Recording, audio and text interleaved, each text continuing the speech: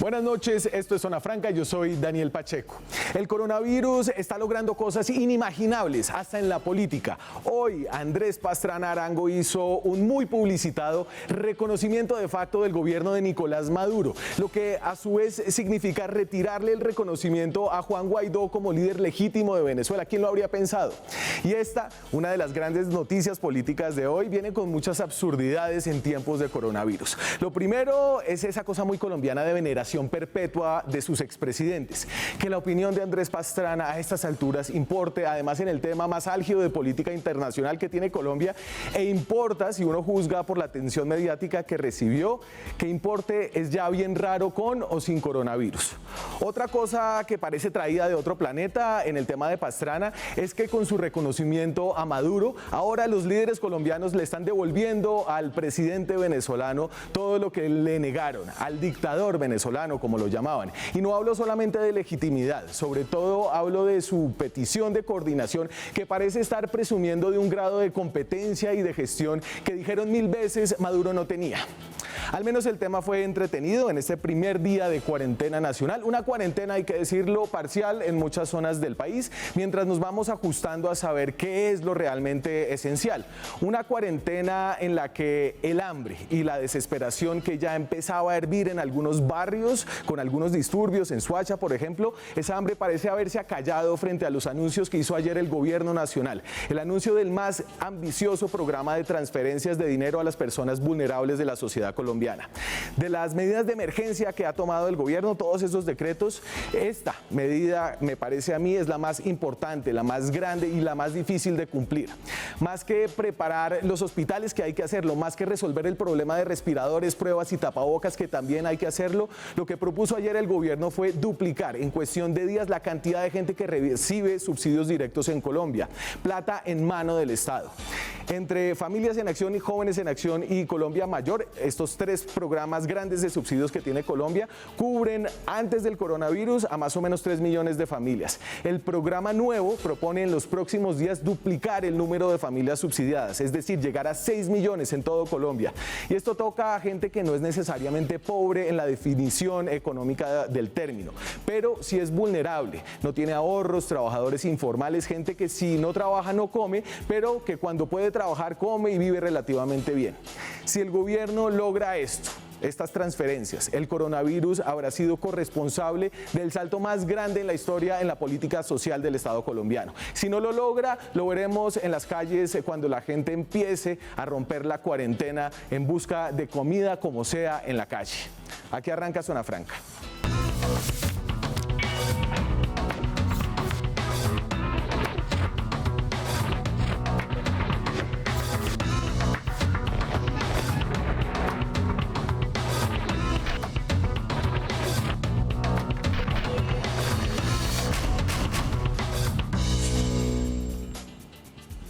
Son las 9:06 de la noche, estamos en directo desde Bogotá, aquí en Zona Franca, en estos nuevos formatos periodísticos en épocas de coronavirus, sin invitados presenciales en el estudio. Tengo varios invitados para ustedes esta noche, después del programa de ayer en que hicimos una nota sobre cómo se estaba viviendo el principio de la cuarentena, lo que empezó como el confinamiento solidario, creo que se llamaba, son tantos nombres, de la alcaldía de Bogotá.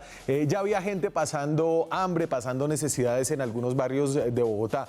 No son los barrios más pobres, son barrios de personas trabajadoras que hace días no pueden salir a trabajar y por eso empiezan a no tener que comer. La historia de Claudia tocó a muchos, les voy a poner aquí una pequeña repetición, resumen de lo que es y tenemos a Claudia en la línea cuando regresemos. Nada.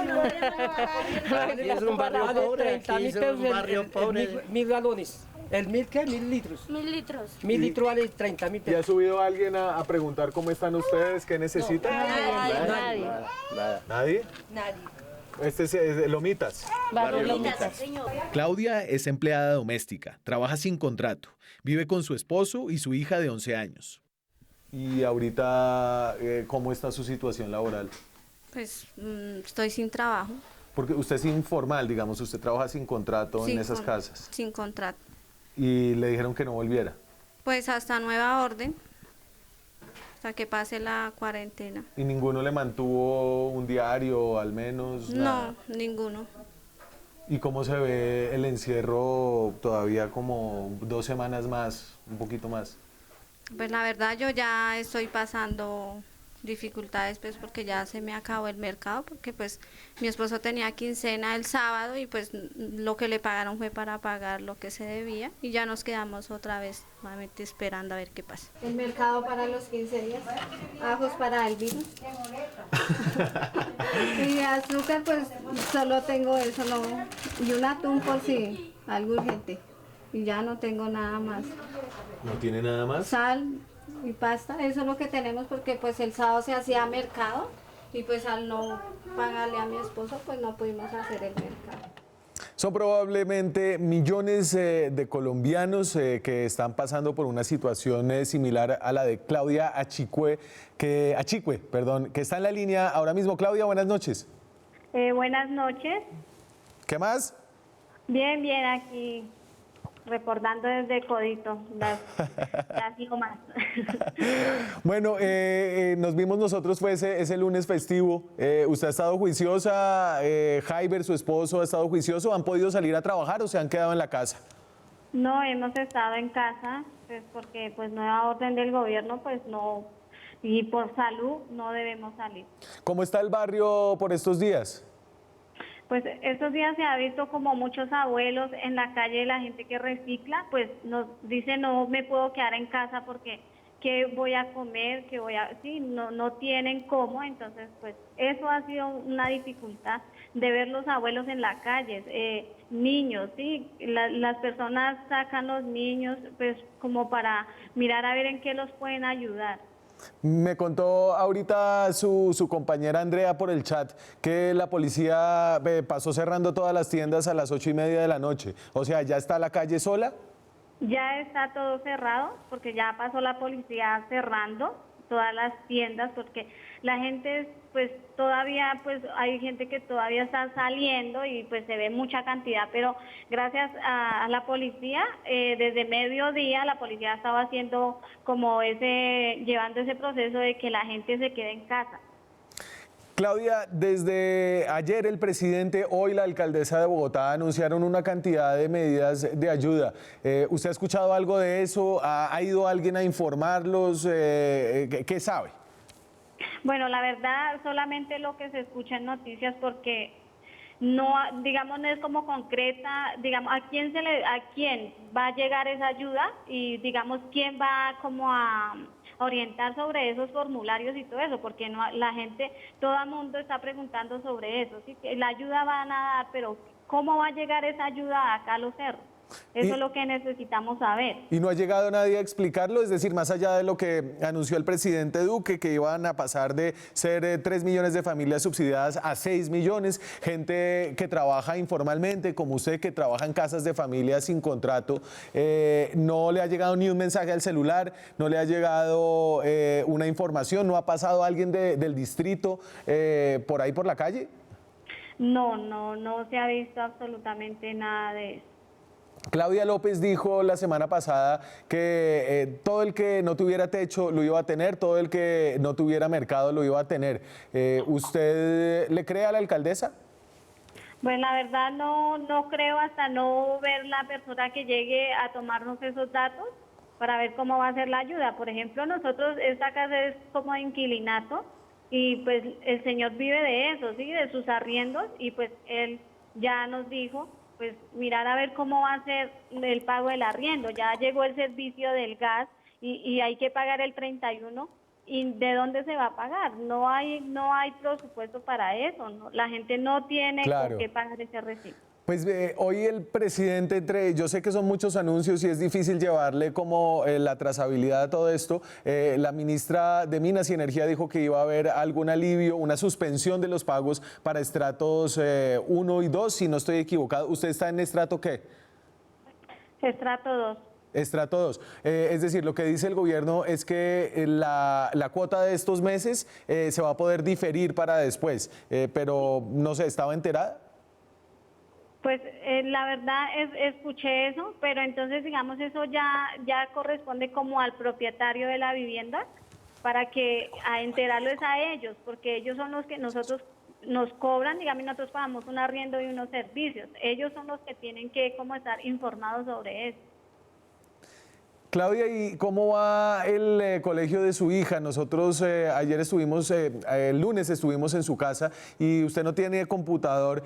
¿Cómo va toda esa teleeducación sin computador y sin manera de interactuar directamente con su profesor? Pues la verdad estamos trabajando en casa, con lo poco que se ha podido sacar en copias, porque la verdad hasta las papelerías están cerradas. Entonces, pues lo poco que tenemos y estamos pues trabajando en cuaderno porque no tengo computador. Usted que le tiene la temperatura al barrio, usted ha sido lideresa barrial, política, consigue votos, mercados, todo. Deme cómo está la temperatura de su barrio. Bueno, de verdad ahora sí están pidiendo como que los que vinieron a pedir votos, ¿a dónde están?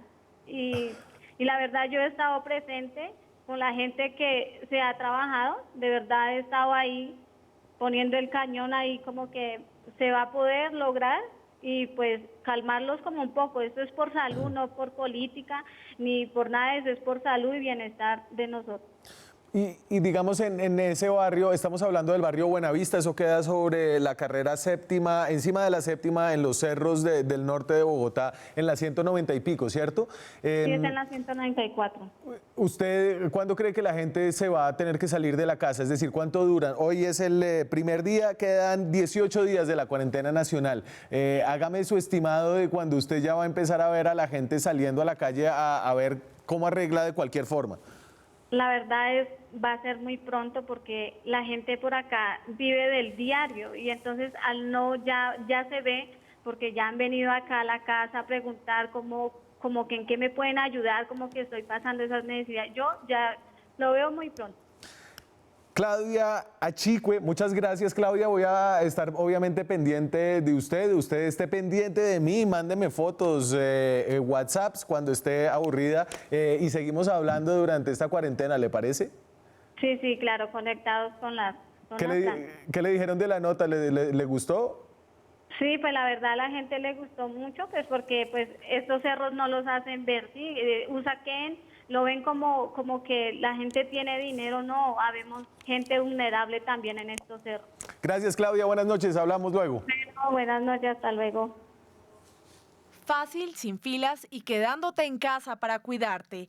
Descarga app Mi Claro y descubre todo lo que puedes hacer tú mismo. Consulta y paga tu factura, configura tu control remoto, cambia tu clave del Wi-Fi, hasta soluciona fallas presentadas en los servicios de tu hogar y mucho más. App Mi Claro, descárgala ya y regístrate. Más allá de las medidas que está tomando el gobierno, esto hay que hacerle una trazabilidad. Hoy hablaron simultáneamente la alcaldesa y el presidente. Hay una cantidad de preguntas que tiene la gente en la casa acerca de la epidemia, acerca de cosas de salud, cosas específicas. Tengo en la línea a un experto que nos puede aclarar, yo creo que desde los grandes temas, y le voy a pedir que tenga un poquito de paciencia con los temas mundanos del día a día de la gente en esta cuarentena. Luis Jorge Hernández es profesor asociado de la Universidad de los Andes, es médico, es especialista en epidemiología, tiene un doctorado en salud pública de la Universidad Nacional. Jorge Luis, ¿cómo está, doctor? Buenas noches. Muchas gracias a Redes Más Noticias y todas las preguntas son importantes y todas las inquietudes, como dices, son muy valiosas. Sí, yo sé, y le voy a hacer unas un poco mundanas. Yo no sé si la gente se está volviendo obsesiva y eso ocupa una cantidad de la mente de todo el mundo en el día a día de esta cuarentena. Pero antes de que lleguemos allá para hablar de superficies y cuánto puede sobrevivir el virus en uno y el otro lado, quiero que hablemos un poquito de las cifras que han salido hoy y que le llevemos como el paso a lo que ha sido esta epidemia. Voy a poner, Luis Jorge, los casos por día, que creo que es una buena medida del avance. Usted no la va a ver, pero aquí la están viendo los televidentes. Y pasamos de tener ayer 72 casos a hoy 92 casos. Y la línea sigue siendo ascendente y podemos esperar que a partir de mañana seguramente empezaremos a contar los casos diarios por los cientos, ¿cierto? Eso es lo que tenemos que esperar. Sí. A ver, hay que decir una cosa. Nosotros no podemos limitarnos solo a contar casos porque la epidemia se va a seguir transmitiendo, van a seguir aumentando el número de casos. La comunidad debe tener en cuenta que una epidemia se propaga, se va a propagar hasta que la mayoría de la población se afecte. Eso es propio de las epidemias si no hay vacuna. Entonces se va a propagar, es la única forma que hay. Todas las acciones que estamos haciendo no es para que no se propague, sino para disminuir la velocidad de propagación, para enlentecerla mucho más. Esas son las acciones.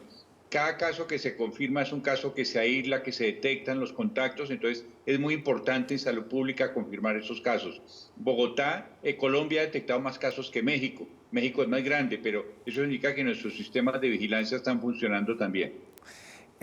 Hoy hubo una noticia interesante a nivel internacional que ayuda a entender lo que podría venir en Colombia. Entonces, la provincia de Hubei, donde se originó esta epidemia, empezó a levantar las medidas restrictivas que tenía. Y buscando cuándo había empezado eso fue el 23 de enero. Es decir, estuvieron ellos cerrados cerca de 2 meses. Eso parece no ser posible aquí en Colombia y el primer intento es como de 2 semanas largas. Después de esto, ¿usted qué ve que vaya a pasar?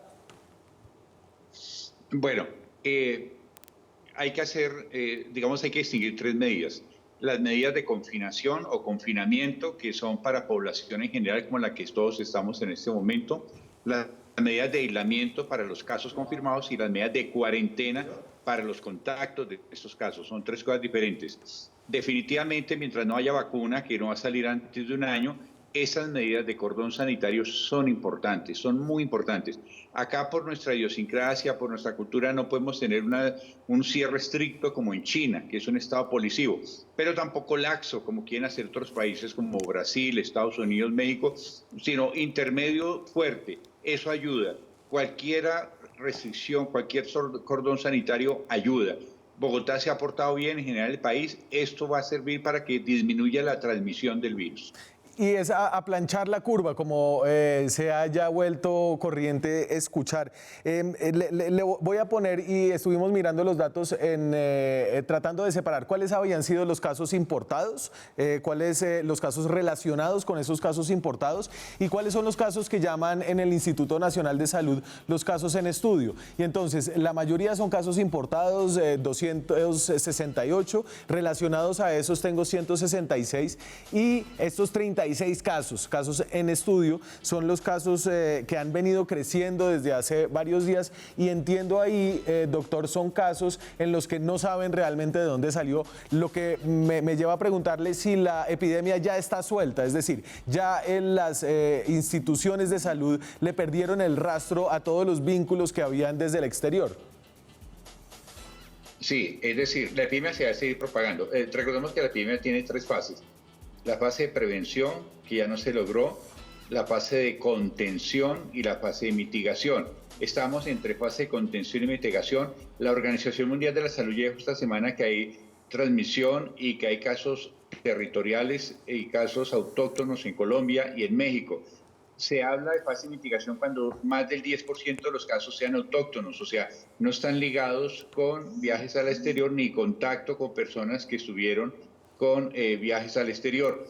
Ya estamos iniciando la fase de mitigación, no la ha declarado el gobierno nacional, pero cualquier momento la declara. Digamos, son lo normal en una epidemia.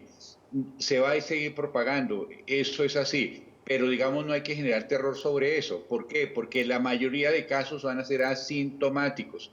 Entonces, como usted bien dice, aplanchar la curva, dilatarla en el tiempo, dilatarla.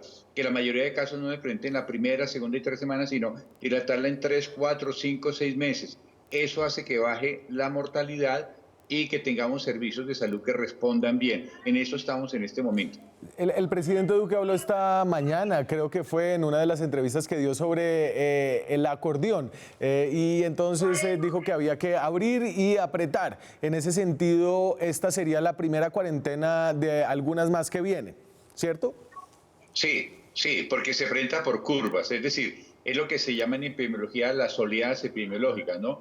Entonces se enfrentan casos, luego baja, aparentemente estamos bien, y luego vuelve y sube, pero cada vez que sube va a subir menos. Entonces debemos prepararnos para algo de largo aliento de 6 meses a 1 año al menos en esto. pero eso es normal en las epidemias hasta que salga la vacuna.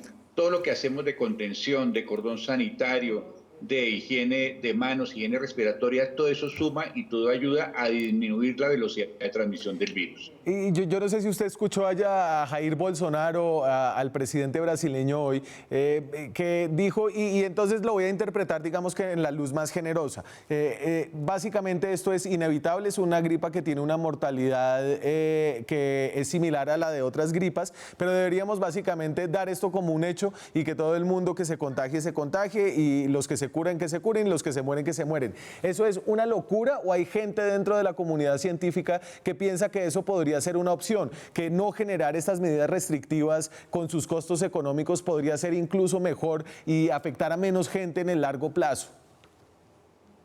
Eso es una locura, es lo que llaman una epidemia controlada, porque piensan que la pueden controlar. En esas está Brasil, está México, Estados Unidos, Inglaterra estaba en eso, hasta que el presidente Johnson dijo nada de eso. ¿Por qué? Porque si dejamos lo que llama epidemia controlada, entre comillas, no están controladas, se van a aumentar los casos, se va a propagar rápidamente y va a haber mortalidad, se van a colapsar los servicios de salud. No se puede hacer epidemia controlada, es una locura. Lo que se está haciendo, lo que está haciendo Colombia es bien, barrera sanitaria, contención. Eso hizo Corea del Sur, eso hizo Alemania y ha mostrado buenos resultados. Doctor Hernández, entonces, y ahora, ¿qué tal si vamos a un poco lo más mundano? ¿Cuál es la pregunta más frecuente que usted le hacen por estos días? Una pregunta frecuente es, por ejemplo, la gente está muy asustada porque piensan que todos se van a morir, que nos vamos a morir. No, hay que decir que la mayoría de casos van a ser asintomáticos, que de pronto ya somos portadores asintomáticos, que debemos portarnos todos como si ya tuviéramos el coronavirus y aislarnos, cumplir los aislamientos que dicen ser muy estrictos con la higiene respiratoria y la higiene de manos. También las personas, una pregunta recurrente es, ¿por qué no me hacen el examen? Tengo síntomas, háganme el examen. El examen tiene fin epidemiológico y para detectar casos, contactos y aislarlos. El examen no tiene, confirmatorio, no tiene ningún fin terapéutico ni diagnóstico. Es decir, no hay ningún afán que la persona se haga el examen, no le va a solucionar nada. Manejémonos todos como si todos tuviéramos coronavirus, aislémonos, cumplamos la cuarentena. Hacerse el examen no sirve si no tiene la definición de caso, que en este caso es el contacto con importados, pero puede cambiar en cualquier momento. Va a llegar un momento en que el virus se va a extender y ese virus va a quedar viviendo en la comunidad, a eso debemos prepararnos. Y en ese sentido, el tapabocas, que es un implemento tan incómodo y tan feo de portar, ¿usted cree que sirve? Porque dicen, pues solo póngase el tapabocas si usted tiene alguna gripa y tiene algún síntoma, pero entonces usted dice, portémonos como si fuéramos todos asintomáticos. Sí, el tapabocas solo está indicado si la persona tiene síntomas gripales o la persona, digamos, atiende servicios, debe utilizar, o pacientes. El tapabocas simplemente por usarlo diariamente no sirve, ni los guantes. Vemos en la calle gente con tapabocas, con guantes, pero ¿qué lo vemos? Usando los mismos guantes todo el día y cogiendo las cosas y se cogen el tapabocas. Entonces, el tapabocas nos da sensación falsa de seguridad y manipulamos mucho la cara. Es peor tener tapabocas porque la persona no lo coge las cuerditas, lo coge de su centro, manipula la cara, se infecta, se lleva y usa guantes, se lleva todo, no se lava las manos. Es mejor, un lavado de manos disminuye en un 50% la transmisión del virus. No no se crean que en facilismos como tapabocas o usar guantes. Solo los que tengan síntomas por gripales deben usar tapabocas. Y aquí veo a nuestro camarógrafo quitándose el tapabocas y los guantes. El tema de las superficies, entonces la gente sale a hacer mercado y siente que se tiene que meter como en un baño de desinfección toda la ropa. Tengo aquí una gráfica sobre cuánto dura el virus en las superficies. Esto es creo que salió un estudio de la New England Journal que dijo que dura hasta 4 horas en superficies de cobre, que no se sabe cuánto dura en el aire, pero que la transmisión aérea parece que es muy poco efectiva, que hasta 24 horas en cartón, hasta 2 días en acero inoxidable y plástico. ¿Usted cree que uno se tiene que desinfectar los zapatos y dejar la ropa que usó para ir a hacer mercado en una balde con Clorox antes de entrar a la casa, doctor Hernández? Bueno, sobre eso, el mecanismo más eficiente de transmisión del virus es por... Uy, ahí me dejó en el mejor momento.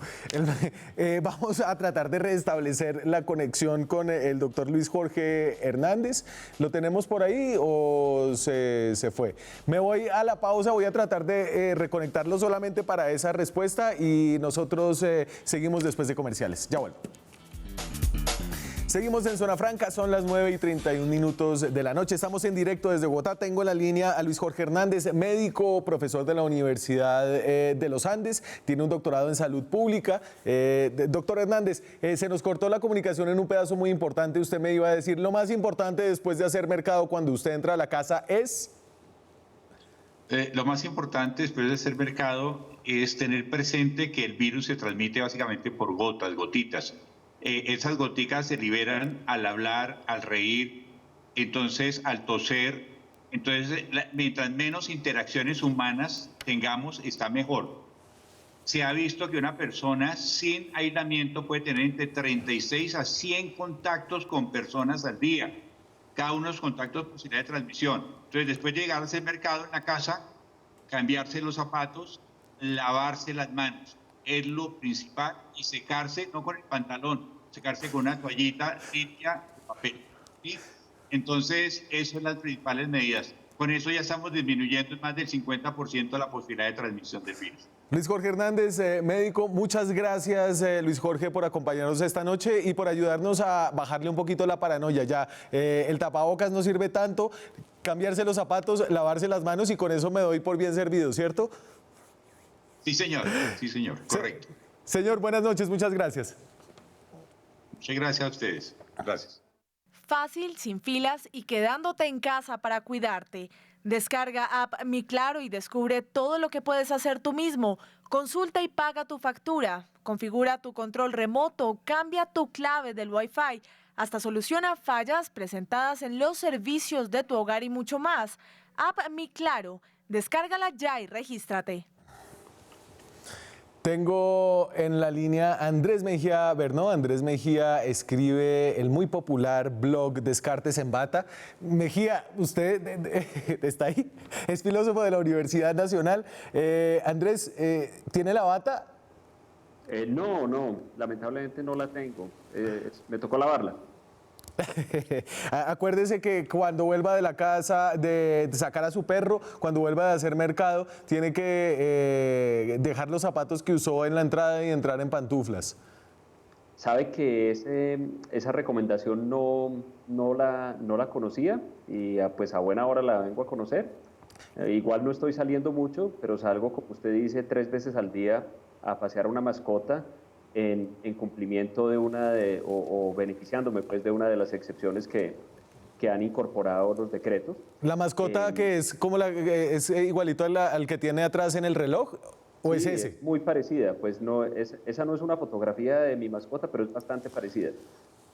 Andrés, vamos a hablar, ahorita estoy esperando que se conecte el senador Antonio Sanguino, pero no sé si vio hoy a las 6 de la tarde que estaban hablando al mismo tiempo la alcaldesa por Facebook, ya que no puede meterse en cadena nacional, y el presidente de la República. ¿Cuál de los dos escuchó o a ninguno?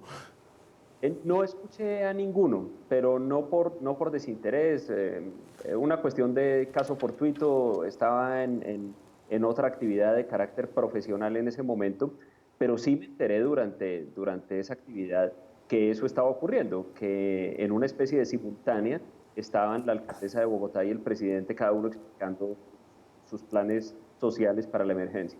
Así se vio. Tengo aquí a Claudia Iván, Checho, el gráfico al mismo tiempo, los dos de 6 a 6 y pico, ahí estaban exactamente. Bueno, y el presidente Duque estuvo estrenando una chaqueta con su nombre. Por si acaso, ¿no? Tal vez él va a algún lado y todavía la gente no se sabe su nombre. Llevamos apenas, como un año largo de gobierno. Tengo en la línea al senador del Partido Verde, Antonio Sanguino, senador de la oposición. Sanguino, buenas noches. ¿Cómo está, senador? Río Pacheco, ¿cómo estás? Un saludo muy cordial para ti y, por supuesto, para toda la gente de Zona Franca. Un placer estar acá. Venga, Antonio, ¿y usted cree que Claudia López no sabía que el presidente hablaba y está hablando siempre todos los días a las 6 de la tarde? Pues no lo sé, esos detalles no los conozco. Yo sencillamente considero que Claudia estaba, digamos, desde hace días preparando el anuncio del día de hoy. Estaban un poco haciendo los cálculos al interior de la administración para atender de una manera adecuada a 500.000 familias que o están en la pobreza o están en una situación de vulnerabilidad, y eso fue lo que hizo en el día de hoy.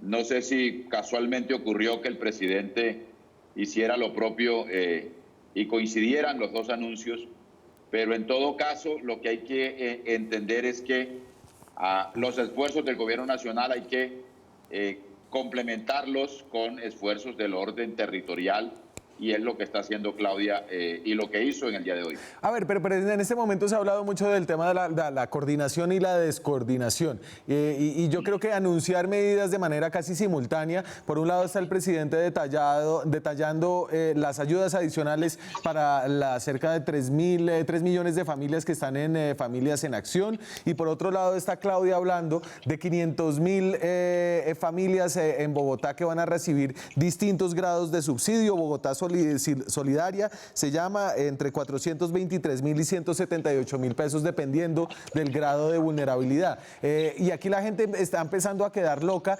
no porque no sean complementarias las ayudas, sino porque se anuncian al mismo tiempo y hay una lluvia de información. ¿Qué dice Mejía?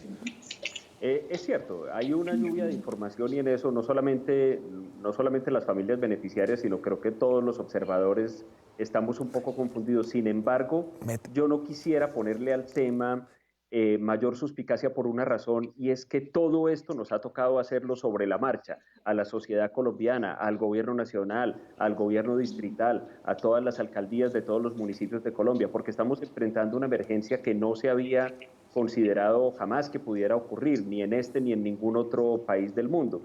De modo que yo en eso soy, si se quiere, un poco optimista, en cuanto que yo celebro que los esfuerzos se estén dando. Naturalmente no son perfectos y podría haber, como dice usted, tal vez un poco más de coordinación, un poco más de claridad en los anuncios, pero el hecho es que creo que los esfuerzos se están haciendo, y a mí incluso me ha sorprendido, para ser un país que tiene tantas imperfecciones, me ha sorprendido la rapidez y el grado incluso de sofisticación con el que se han planeado tanto a nivel distrital como a nivel nacional esos planes de ayuda.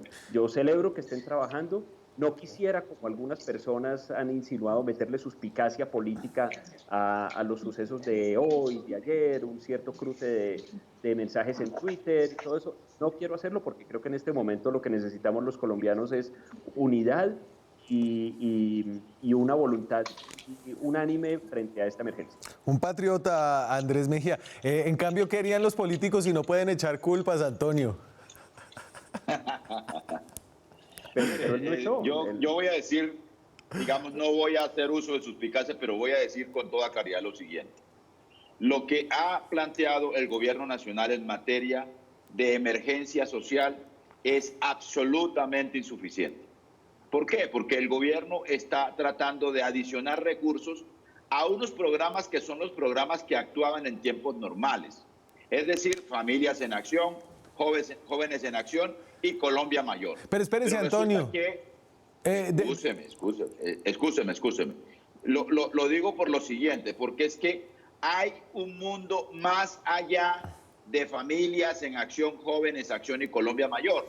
Y lo que ha planteado, lo que ha anunciado Claudia en el día de hoy, con recursos disponibles en la Hacienda Distrital y con unos mecanismos técnicos de focalización de las ayudas en dinero y en especie que se van a empezar a entregar hasta el día sábado, desde ahora, es complementario al esfuerzo del gobierno nacional, porque es atender familias que no están ni en Familias en Acción, que están en la informalidad, que están en el desempleo, que seguramente no están cisbenizados 1 y 2, que están perdiendo su empleo y que necesitan seguridad alimentaria y atención integral en salud para poder enfrentar esta coyuntura tan difícil. Senador, yo lo quería interrumpir, era porque creo que usted comete un error fáctico, porque o el gobierno no ha sabido comunicarlas o como usted estaba viendo a Claudia, no pudo ver a Duque explicándolas del otro lado. El gobierno ha dicho que quiere pasar de las 3 millones de familias que están en Familias en Acción, en Jóvenes en Acción y en Adulto Mayor,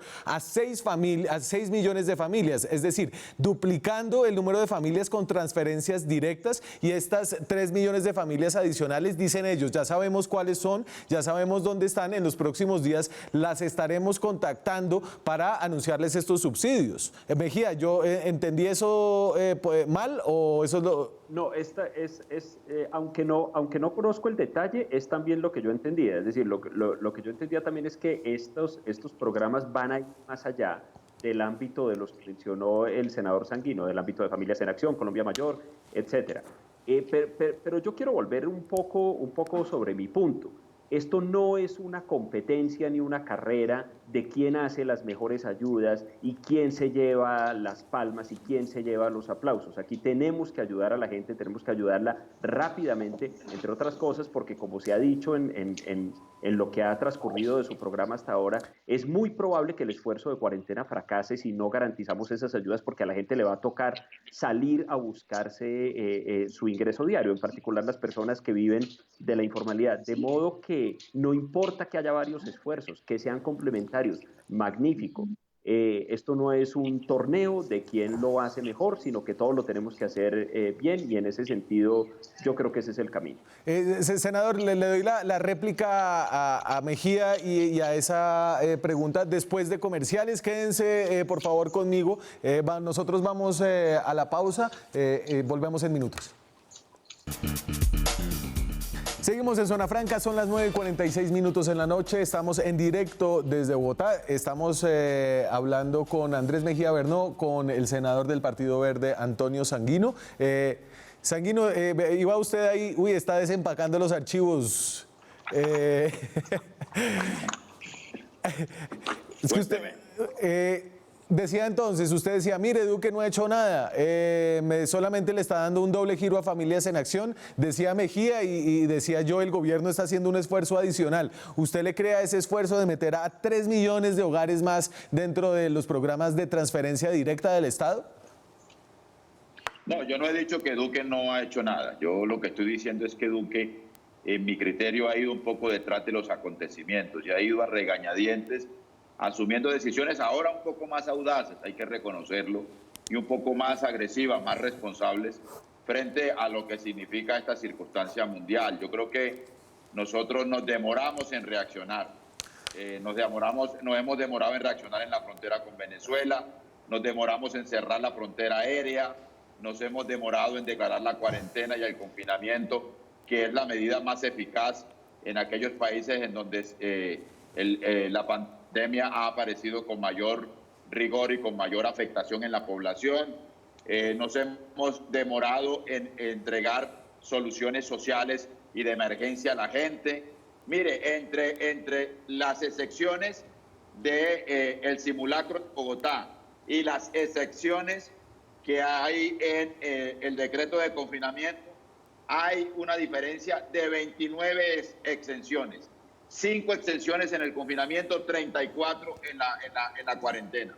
Eso hay que irlo armonizando, porque de lo que se trata es de que todos trabajemos en el mismo sentido, de que todos jalonemos en la misma dirección, de que hagamos concurrir todos los poderes públicos y todos los niveles de gobierno, de que todos juntos podamos convocar a toda la sociedad para poder enfrentar entre todos estas circunstancias.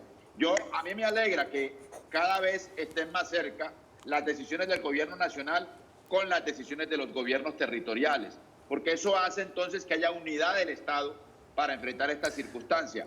Pero eso no quiere decir que no señalemos las dificultades que hemos tenido. Tenemos problemas en la frontera, tenemos problemas todavía en muchas partes del país, porque la gente no tiene certeza de cómo va a resolver sus problemas alimentarios, su conexión con el agua, su atención, digamos, hospitalaria y en salud pública. por todas las deficiencias históricas que traemos. Déjeme y entonces ahí le pregunto a Andrés, este coronavirus y esta epidemia ha traído, digamos que unas reacciones que son muy conservadoras, ¿no? Volver al Estado-Nación, cerrar las fronteras, incluso dentro del país hay gobernadores que han querido cerrar sus propias fronteras departamentales sin mucho éxito. ¿Usted cree que esa es una tendencia que va a tener un calado hondo o que es simplemente, Andrés, una reacción inicial frente a lo que se veía como una amenaza externa? Yo creo que todavía no lo sabemos, Daniel, porque mire, la reacción es completamente comprensible. Incluso una persona de mentalidad globalista como yo está de acuerdo con que en este momento no hay otra alternativa diferente a que cerremos las puertas y a que nos encerremos, por así decirlo, lo máximo posible, porque la prioridad en este momento, como explicaba hace unos minutos acá el doctor Hernández, es detener la velocidad de la transmisión. La epidemia la vamos a tener y la vamos a tener en toda su profundidad. Lo que tenemos que hacer es reducir su velocidad. ¿Qué daño haga esto? ¿O qué efecto permanente tenga en esto sobre la interconexión de los países, de los pueblos, de las economías? Todavía es muy difícil saberlo. Algún efecto habrá, incluso no porque así se busque, sino que vendrá por las simples consecuencias de esto. ¿A qué me refiero? Es bastante probable que en el mundo muchas aerolíneas se quiebren. Es bastante probable que el negocio del turismo en el mundo sufra muchísimo porque la gente no va a querer viajar. El negocio de los cruceros, la hotelería, etcétera. Un montón de instancias y un montón de mecanismos de intercambio probablemente van a sufrir en los meses siguientes por esto. Ahora, que si esto nos cambia la mentalidad y nos vuelve un poco más parroquiales a todos, creo que todavía está por verse, es muy temprano para saberlo. Y Sanguino, me parece que una de las cosas que le van a recordar al presidente Duque cuando esto esté mejorando y cuando podamos mirar para atrás es el tema de que se demoró mucho tiempo en cerrar El Dorado, por ejemplo, ¿no? Creo que hubo mucha gente haciendo presión para cerrar el aeropuerto. Yo me pregunto cuál sería la diferencia si lo hubiera cerrado antes o cuál sería o cómo estaría Colombia si aún no hubiera llegado el primer caso de coronavirus porque cerró el aeropuerto apenas hubo un caso en China, ¿no? Digamos que lo que siento es que esta es una pandemia que eventualmente iba a llegar y no entiendo esa crítica de que actuó tardíamente. Pues es que mire, yo ingresé por el aeropuerto internacional El Dorado poco hace más de un mes, ingresé por el muelle internacional, ya habían ingresado casos en Colombia y posteriormente supimos por cuenta de los medios de comunicación, bueno, del periodista Juan Lozano que estuvo ahí en Red Más Noticias junto con usted. ¿No? Juan, hay que hacerle una estatua, ¿no? Por haber ido al aeropuerto a destapar Y puso al descubierto la inexistencia, ¿no? O los precarios controles sanitarios que existían en el aeropuerto El Dorado. Hasta hace pocos días no existía ningún control sanitario. Los trabajadores de Opaín tuvieron que hacer protestas en el aeropuerto El Dorado. Digamos, es que no solo no cerramos el aeropuerto o no cerramos el muelle internacional por donde estaban ingresando los casos. Es que esta es una pandemia importada y sobre todo importada por el muelle internacional del aeropuerto El Dorado. Y los controles sanitarios eran absolutamente precarios y casi inexistentes. Mientras hacíamos eso, estábamos cerrando la frontera con Venezuela, pero abriendo la frontera con Ecuador en una incoherencia, digo yo, en el manejo de las fronteras absolutamente evidente, cuando teníamos que haber hecho con nuestras fronteras terrestres unos protocolos sanitarios, porque son lugares de tránsito permanente, son 40.000, 50.000 personas las que transitan en la frontera en los más de 2.000 kilómetros entre Colombia y Venezuela, pero mantuvimos abierto el aeropuerto El Dorado o con precarios controles. Y yo creo que pudimos haberlo hecho progresivamente. Ok, ya le entiendo mejor. Le entiendo mejor la crítica. Déjeme que ahí Andrés se quiere meter con algo del aeropuerto. No, sí, porque es que, mire, es muy fácil decir hoy, después, con el beneficio de poder mirar hacia atrás, que no se hicieron controles sanitarios y todo esto, pero yo me pregunto, ¿cuáles controles sanitarios?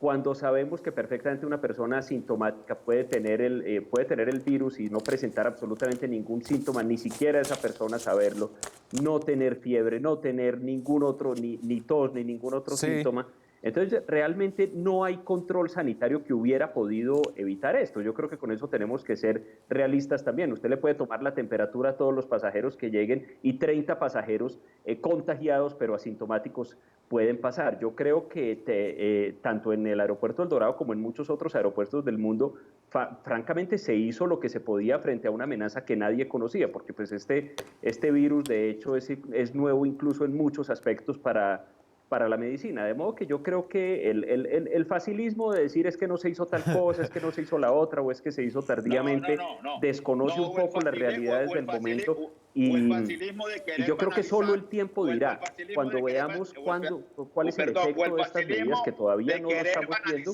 si de verdad fueron que es razonable, escúcheme, el facilismo de querer banalizar una crítica, porque es que el control sanitario no solo es ponerle un termómetro para medir la temperatura de la gente que ingresa, es que Migración Colombia sepa que un extranjero llegó y dónde está durmiendo, dónde va a estar alojado, o el colombiano que llegó de otro país, sobre todo de un país en donde hay un foco de infección o donde hay una situación grave de la pandemia, dónde vive. Y esa información se la pueda entregar a los alcaldes y a las secretarías de salud para que se puedan hacer las visitas domiciliarias respectivas. Es que es toda una cadena de control. Entonces no banalicemos, ¿no? Señores, ni tratemos entonces de proteger al gobierno y de proteger a las instituciones cuando aquí hay una responsabilidad que puso en riesgo o que ha puesto en riesgo la salud de los colombianos y colombianas. Lamento mucho cortarlos en el mejor momento, se demoraron mucho tiempo en arrancar a pelear y yo ya me tengo que ir a comerciales. Buenas noches a ambos, buena suerte en la cuarentena. Sanguino, los políticos tienen que estar afuera de la casa, sobre todo el Congreso, hay que hacer control político. Yo creo que como mire, los periodistas... Le voy a decir lo siguiente, llevamos 2 semanas pidiéndole al presidente de la República que nos permita sesionar. No ha querido. No sé si es que el presidente no quiere que haya poder. Permiso al presidente. Pues, ¿Ustedes no son una rama autónoma del poder público? No, señor, porque hay una declaratoria de emergencia económica. El Congreso del Legislativo no es una rama autónoma del poder público. Gran noticia que usted me está dando. También le he pedido, señor analista, al señor presidente del Congreso que nos cite a sesionar, a hacer control político. Esta crisis hay que enfrentarla en democracia, no arrasando con el poder legislativo o con cualquier otro poder. Señores, hagamos una cuarentena en el Capitolio Nacional. Eso sería un reality buenísimo. Les doy las buenas noches a ambos. Muchas gracias por acompañarme aquí esta noche desde la distancia. Yo me tengo que ir a una pausa. Regreso en minutos. Seguimos en Zona Franca, son las 10 de la noche, ya no tengo invitados, solo somos ustedes y yo, porque no me quiero ir sin inaugurar lo que parece será una sección aquí en Zona Franca, la sección de la covidiotez. Y podríamos decir que la historia que les contábamos ayer del alcalde de Popayán la inauguró, fue la primera entrega. Hoy tenemos un nuevo espécimen que hemos visto mucho en redes sociales. En las últimas horas, una mujer que rompió la cuarentena y compartió con sus seguidores lo bella que se ve en Bogotá en medio de este confinamiento. La ciudad está hermosa, es como un sueño, no hay trancones, no hay carros, ojalá se pudiera andar. Decía ella, sin que nadie te joda, pero sí, la jodieron. ¡Bravo, Policía Nacional! ¿Y a ir a comprar un cigarrillo? No se va a ir a ningún lado porque vea. No quiero ponérselas. Quiero que sea el último recurso para agotar. Entonces póngame ese hijo de puta comparendo ya, perra. Ah, María Victoria. Póngamelos, pero ya. O sea, ya, acaben con esta mierda, pero ya, estúpidos. Ya. El comparendo y las esposas. María Victoria estaba violando la cuarentena, lo que da una multa que se merecía y además una pasada por la UPJ, un guandocazo por el irrespeto a la autoridad. Le salimos a deber a esta señora. 3 horas ahí poniéndole un comparendo a una vieja, huevón. Pues ya les pago si fue puta comparendo, yo les...